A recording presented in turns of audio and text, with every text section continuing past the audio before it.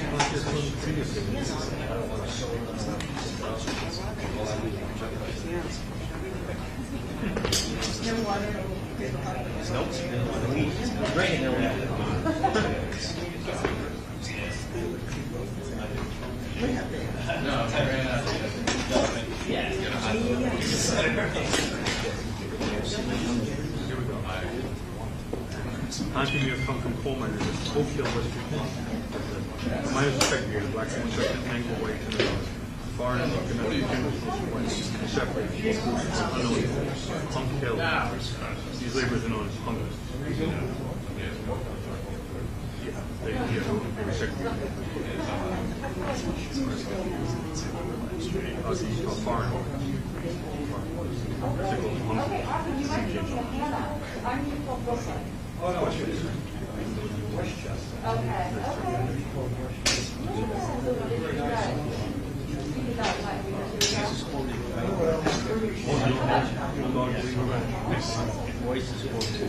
Okay.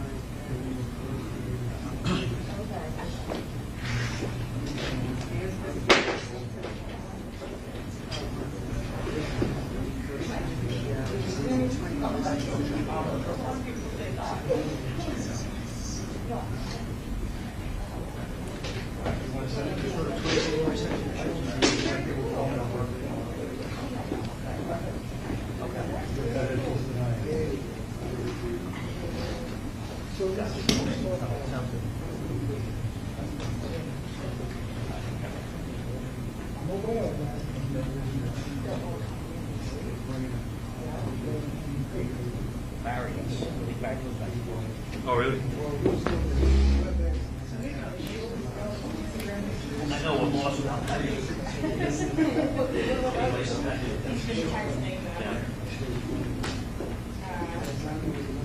You all give it their all.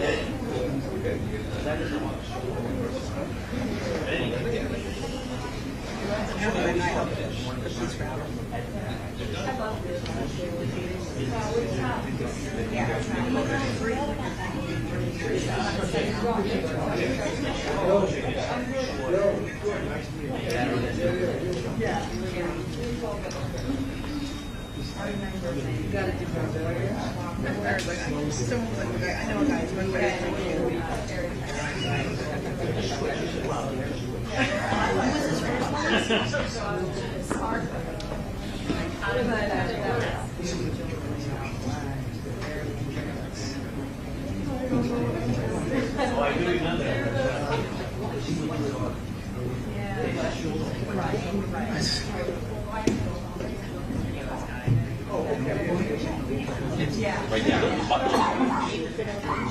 bottom of it. Thank you. Mic check 1 2. This is a microphone check for the media room, and if for any other media who wants to check their mics. What's up, Bill? Check 1 2 3 4 5 6 7 8 9 10 10 9 8 7 6 5 4 3 1. We just got a 2-minute warning, fellas. Please, silence or phones on vibrate. Thank you.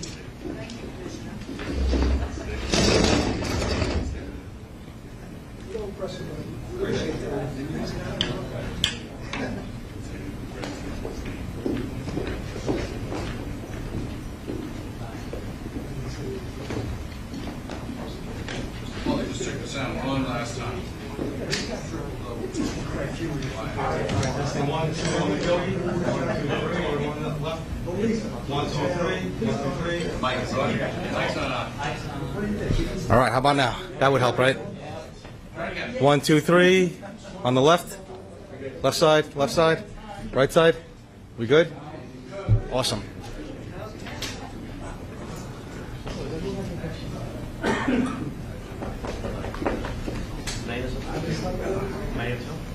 Hey, you. Don't make me look too bad.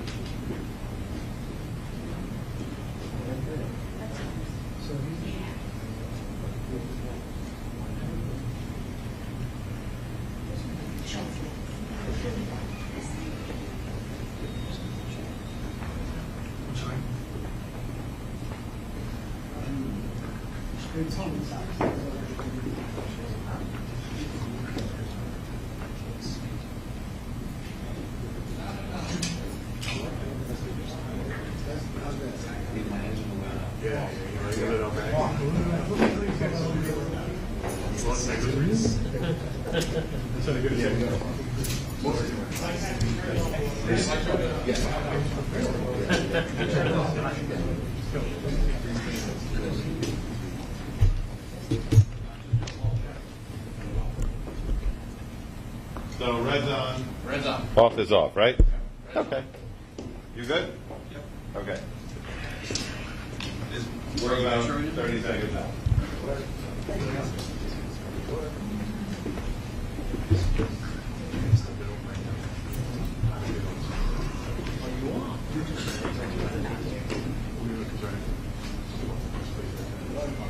Okay. You said it's only okay. Excellent. Ocean goes ocean.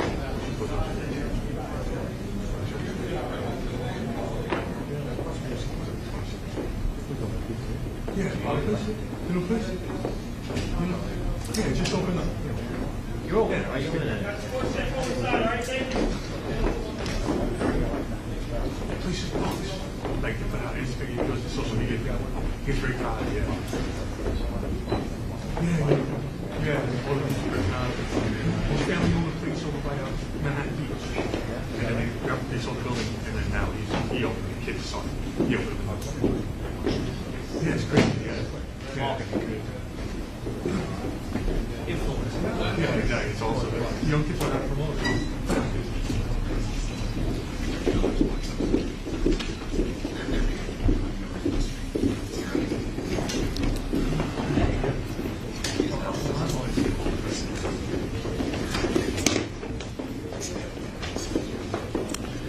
Good afternoon.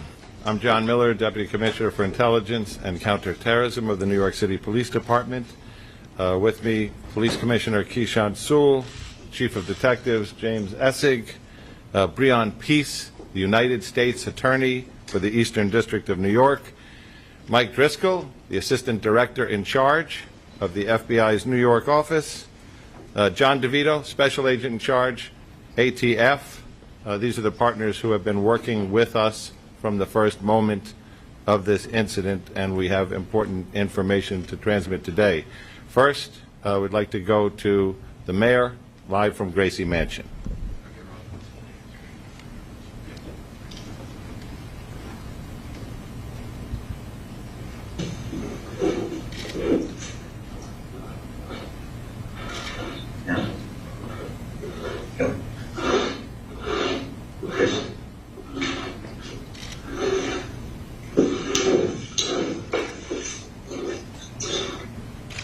My fellow New Yorkers, we got him. We got him. I cannot thank the men and women of the New York City Police Department enough, as well as our federal agents, our state police, our first responders, from the 9/11 operators to the various men and women from our medical professions. We got him and said to New Yorkers, we're going to protect the people of this city and apprehend those who believe they can bring terror to everyday New Yorkers. And I want to thank everyday New Yorkers who called in tips, who responded, who helped those passengers who were injured. 33 shots, but less than 30 hours later, we're able to say, we got him. Thank you, Commissioner, for your leadership and job well done. And now, Police Commissioner of the City of New York, Keishant Sewell. Good afternoon, everyone, and thank you for being here. I am truly fortunate to stand here among these extraordinary investigators and federal partners to make this announcement. Moments ago, Frank Robert James was stopped on the street and arrested by members of the New York City Police Department. Officers, in response to a Crime Stoppers tip, stopped Mr. James at 1:42 p.m. at the corner of St. Mark's Place and First Avenue in Manhattan. He was taken into custody without incident and has been transported to an NYPD facility. He will be charged with committing yesterday's appalling crime in Brooklyn. I want to commend all of the investigators and analysts who took part in this all-hands-on-deck investigation. Literally, hundreds of NYPD detectives worked doggedly during the last 30 hours to bring this together. They did so in tandem with a vast number of our law enforcement partners, including those from the FBI NYPD Joint Terrorism Task Force, the ATF NYPD Crime Gun Intelligence Center, and the Regional Task Force led by the United States Marshal Service. We hope this arrest brings some solace to the victims and the people of the City of New York. We used every resource at our disposal to gather and process significant evidence that directly links Mr. James to the shooting. We were able to shrink his world quickly. There was nowhere left for him to run. I'd like to turn it over to Chief James Essig for details of the investigation.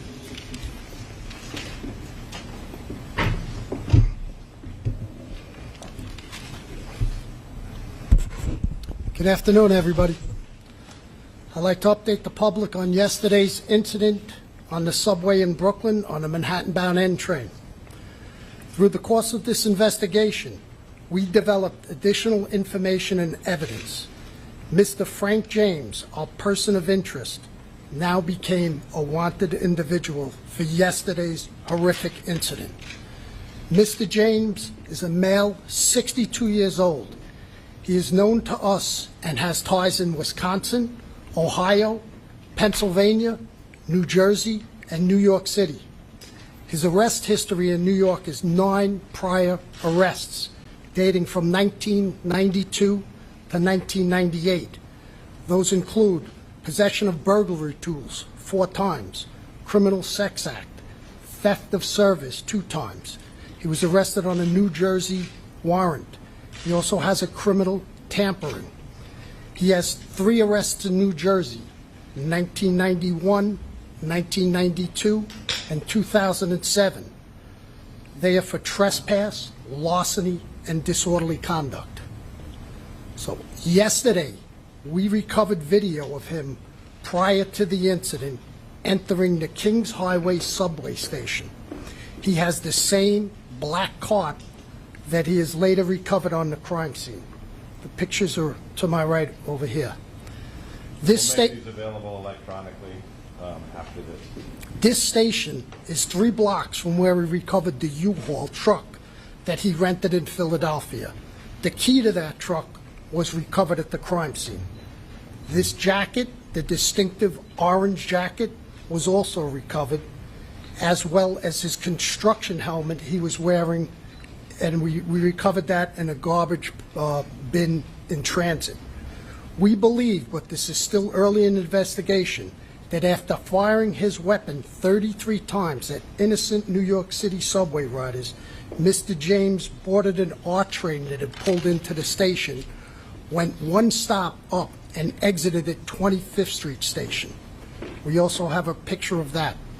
The gun used in this, a 9mm Glock, which was recovered at this crime scene, was purchased by Mr. James in 2011 in Ohio. We tracked Mr. James, and his last known whereabouts was 7th Avenue and 9th Street in Park Slope, entering the subway. Minutes ago, thankfully, NYPD patrol officers from the 9th Precinct responded to St. Mark's and 1st Avenue, where they apprehended him without incident. This case was quickly solved using technology, video canvassing, and then getting that information out to the public. So I can't speak highly enough of the partners we had, the FBI, Mike Driscoll, ATF, John DeVito, U.S. District Attorney from Easton, Breon Peace, and the coordination and within the Detective Bureau, Tommy Galati from Intel, our Transit Bureau, our Patrol Services Bureau. Phenomenal job less than 30 hours later to arrest this individual. So with that, I'd like to turn it over to Breon Peace.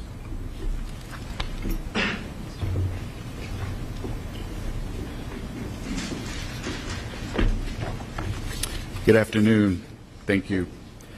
Yesterday was a dark day for all of us, but the bright spots of the incredible heroism of our fellow New Yorkers helping each other in a time of crisis, the quick response by our first responders, and the hard work by all of our law enforcement partners that has been ongoing is truly a bright spot here.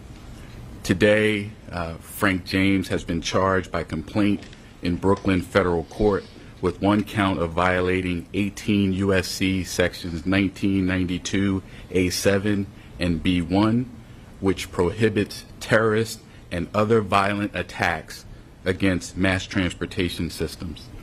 He has been apprehended. He will be arraigned in federal court in Brooklyn, and if convicted, he will face a sentence of up to life imprisonment. My office is prepared to prove beyond a reasonable doubt that on April 12, 2022, in Sunset Park, Brooklyn, in the Eastern District of New York, Frank James did knowingly and without lawful authority and permission commit an act, including the use of a dangerous weapon, with the intent to cause death and serious bodily injury to passengers and MTA employees on the New York City subway system. The government will prove, among other things, that James traveled across state lines in order to commit the offense and transported materials across a state line in aid of the commission of the offense. We, in the Eastern District of New York U.S. Attorney's Office are working closely with all of our law enforcement partners, the FBI, NYPD, ATF, U.S. Marshals Service, and others, including the Kings County District Attorney's Office. And my office and our law enforcement partners will use every tool at our disposal to bring this individual justice and bring justice to New Yorkers and restore safety and peace of mind to all. And we'll continue to do so as this case proceeds. Thank you. Mike? Good afternoon, and thank you all for being here today. As Mr. Peace just discussed, Mr. James is now facing a federal charge for his actions, a terrorist attack on mass transit. We have two ways that you can get in contact with us, because I want to be very clear that this is still an ongoing investigation. If you have additional information regarding Mr. James's activity, or if you have digital information, please reach out to us. Contact the FBI, 1-800-CALL-FBI, or you can provide digital media through fbi.gov/Brooklyn shooting. We need to hear from you so we can fully understand all the events that have occurred over the last 30 hours. It's crucial that we receive the assistance of the public as we piece this case together. There has been some reports that FBI holdings to date had a tie to Mr. James. I want to be very clear that to date we have found no record of an investigation of Frank R. James by an FBI office before the shooting yesterday. Reports that FBI's New Mexico field office previously investigated him are inaccurate. I want to thank our partners in this case, the NYPD, the ATF, the U.S. Marshals, and the U.S. Attorney's Office, and all the members of the FBI NYPD Joint Terrorism Task Force. We've had such a tremendous response from all of our partners in this case that have led us to this moment now. I also want to take a quick moment to highlight the work of the JTTF. I'm fortunate I get to work with them every day. It's truly an outstanding group of people, led by SAC Kerry Farley, who spearheaded this investigation. They've done an outstanding job on this, as they have every time New York has faced a threat of this nature. So thank you, and I'd like to turn it over to John DeVito from the ATF.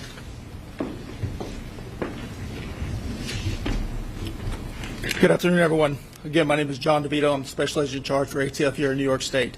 One of the key points that A. Dick Driscoll pointed out was that we could not have done this without the public's help.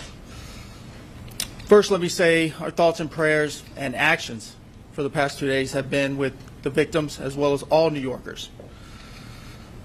The men and women of ATF have been working side by side with NYPD, FDNY, Marshals, FBI to solve this heinous crime, which we have. Immediately after the attack, New York City Crime Gun Intelligence Center, or CJIC, which is a unit comprised of highly skilled analysts, investigators from ATF, NYPD, as well as a myriad of other vital partners, whose sole purpose is to collect, analyze, and disseminate actionable intelligence regarding gun violence. Just imagine a team of dedicated professionals exploiting every nugget of intel from gun violence, the firearms, and then weaponizing that information to use it against the people that are terrorizing our communities. That's your CJIC.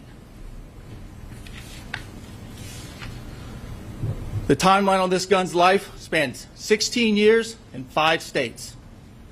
And I'm very proud to say that late yesterday evening, about 12 hours after this attack, ATF agents were able to close the loop on that extensive time span and determined that Frank James purchased said firearm from a federal firearms licensee in Ohio in 2011. So essentially, we tied that gun, utilizing the shooting, to our target, and now we have our target in custody. Thank you. Okay, we're going to be in that we've told you almost everything we have to say, able to answer some very limited questions.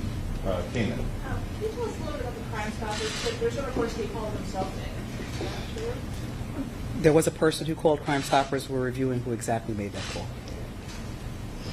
Rocco? Commissioner, we'll repeat that from number one. He alludes in one of his videos to yesterday's date. Does that date have any significance? And is it clear yet what the motivation was for the shooting? I think first and foremost, we were looking to get this guy off the street before he did any more carnage, brought any more carnage to the city. As to the investigation into the motive and to look and scouring his social media, that's still part of the ongoing investigation. But again, first and foremost, we wanted to take him off the street. The investigation is continuing into the motive, into his social media postings. Bloomberg. You said Mr. James walked into a Park Slope subway station. What time was that, and what was he doing in between then and when you guys called him? That was 9:15 yesterday. So the incident occurs at 8:24. So he leaves, he exited the 25th Street Station House shortly after 8:24. The R train pulls in. We catch him next going into a Park Slope on 7th Avenue and 9th Street at 9:15. And then we grab him today. But we had literally hundreds of detectives out scouring video throughout the crime scene and beyond. And so this is 9 a.m.? Excuse me? 9 a.m. that he goes into Park Slope? Yes, that was him. Yesterday at 9:15. All right, Mark. And do you have any idea where he was previously today? Any ideas on his whereabouts? Was he tracked in any way? Did he say anything when he was arrested? No, his arrest was just literally minutes ago. So we haven't even, he's just arrived at the precinct shortly. As to his whereabouts, that's part of the investigation. Detectives are out going through video canvases, and we're going to backtrack that, and that will take literally weeks. Katie. A two-part question. The first is, did the NYPD previous to yesterday's attack have any complaints, or did they look into any of the cameras being out, not just at 36th Street, but at 45th and 25th? And additionally, is there any indication that Mr. James was going to do any more attacks in New York City? Well, We'll get back down to cameras, but you can answer the second part. yeah, as far as them doing any more attacks, that's again, that's part of the investigation. Our main focus was to take him off the street immediately. And do you know how Go ahead. Do you know how he purchased the gun? If he had a criminal record? You can't have a felony conviction to purchase the gun, so he had no felony convictions. Okay, New York one. Edward, how are you? Hi. Has the mayor's security detail been returned to its typical size and scope? So we're not going to discuss that. Juliet Papa. Yes, can you take us from the Crime Stopper tip to the arrest? What happened in between? How was he located? And The Crime Stopper tip today? Yeah, go ahead. Hey, Juliet. Good afternoon. Crime Stopper tip comes in, reports that the male is in the McDonald's on 6th Street and 1st Avenue in the 9th Precinct down on the Lower East Side in East Village. Officers respond to the McDonald's. He's not in the McDonald's. They start driving around the neighborhood looking for him. They see him on the corner of St. Mark's and 1st, and they take him into custody. No incident and take him into custody. Did NYPD do an audit of cameras at subway stations just to make sure that they're all working in the future, so it was easier to catch a person who does something like this? Yeah, so the camera systems in the subway system are not NYPD cameras. They're owned and maintained by the MTA. We have access to them. We do regularly look and see which cameras are working, which ones are not, but the responsibility for those cameras belongs to the MTA. Tony. Are you going to make the officers who made the apprehension available? Are you going to identify them? Any special? Not at this time. If we do, we'll let you know. Rocco. Chief Justice, Chief, in interviews that took place throughout the day yesterday with any of the surviving victims as well as people who were on the train, have you been able to glean anything about what he said or did on the train that yields a little bit more about his motivation, about what he intended to do? We have witnesses on the train who said he was sitting in the back corner of the second car, and he popped the smoke grenade. And we have one witness who says, what did you do? He goes, oops, and then he pops the two, brandishes the firearm, and fires 33 times. That we are in the process, and we are asking for anybody's help who was on that subway train or on that platform to reach out to the Crime Stoppers at 1-800-877-TIPS with any information. We still looking for witnesses and anybody who has information who was on the scene. Okay, New York Times.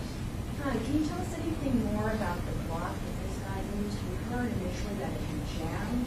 I know from what experts say that blocks aren't supposed to do that. It's kind of one of the selling points of block. Can you tell us a little bit more about if that's the case or? Well, our crime scene is still processing that scene. It goes to the lab and they'll give us a report. It's still very early in the investigation for that.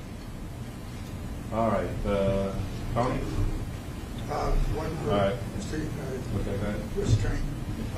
The statute that he's being held under, that requires no nexus to any foreign terrorism. This is, in its own, it's a discrete charge. That's correct. The statute is titled Terrorism and Other Violent Attacks in Mass Transportation. So if there's a federal interest, of course, in protecting mass transportation hubs and infrastructure, and so that's the jurisdiction. But we're not going to comment further, or we're still investigating the motive and things like that, so can't comment further. All right, last question to Juliet. Yes, we can talk about his contact with social services, or if he had any here in New York. That's going to be part of the investigation as well, so we were not able to speak to that at this moment. So after he got arrested in the 90s, and then did he like disappear? Was he not in New York City anymore? That's part of our investigation as well, Julie. Thank you. One more question. These 12? You're the last question. Thank you. I'm wondering if there's, do we have any motive in terms of Sunset Park? Why Sunset Park, or was it random? No. No idea. So just to close, we also want to acknowledge our partners, sometimes jousting partners in the media, for putting all these pictures out, for spreading this story from the time we did the press conference yesterday. That was a critical effect on raising the kind of public awareness that, as the Commissioner said, was able to give him very few choices in terms of where to go. So we appreciate your efforts as well. Thank you very much. Thank you. You're welcome.